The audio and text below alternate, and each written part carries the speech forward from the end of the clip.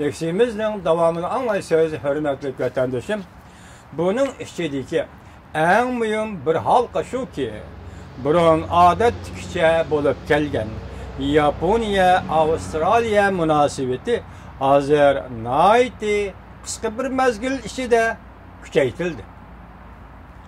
Yaponiya'nın veziri Shinzo Abe 2014 yılı Avustralya'nı ziyaret kılıp şu vaktki Avustralya'nın veziri bilen Asya Tinch Okyan tertiplik ve alayda münasebet ornattı.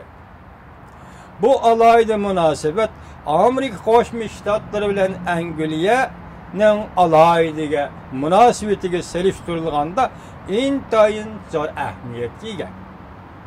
Kişilerge ma'lum ki Amerika Angliya alayda münasebeti Rossiyaga qaratilgan soğuk münasebetler urushiga qartilgan ittifoqdoshlik asosida shakllangan.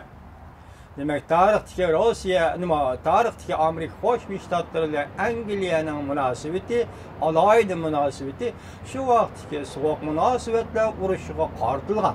Mushundaq asosda ittifoqdoshlik asosi shakllangan alayda münasebet. Demek bugün bunun seliştirimi kılınan Yaponiya, Avustraliya ittifoqdoshligi yoki alayda münasebetimi o'xshashlar Jungoga qartilgan. Biz başta aytdik, ikkilamchi soğuk münasebetler urushi başlandı dedi. Şekillengen bugün kelgende Yaponiya, Avustraliya alayda münasebeti ko'rsatkichi ularning o'rtaq qimmat qarashlarining düşmeni Jungoga qartilgan. Gerçi Avustralya'nın hukuk katlamı da özgürlüğü payda bolgan bolsumu, lekin Yaponiya'nın bu devlet qaratgan tashqi strategik şahmat taxtisi alayda muhimligi texmo gavdlandirilgan. Avustralya'nın burayındaki yoki şahmat taxtisi muhimligi texmo gavdlandirilgan.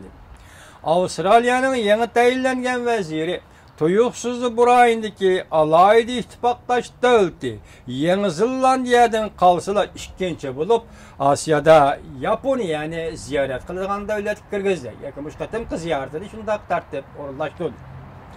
Bu qatimqi suhbatda Avustraliya, Yaponiya ikki taraf dengiz okean bexatarligi sohasida hamkorlashish, hamkorlashishni aniq o'ttirg'a qo'yib, Janubiy dengizi zor ko'lamda qurilish qilishni to'xtatishni, harbiyylashtirishni to'xtatishni ikki davlat murojaat qildi.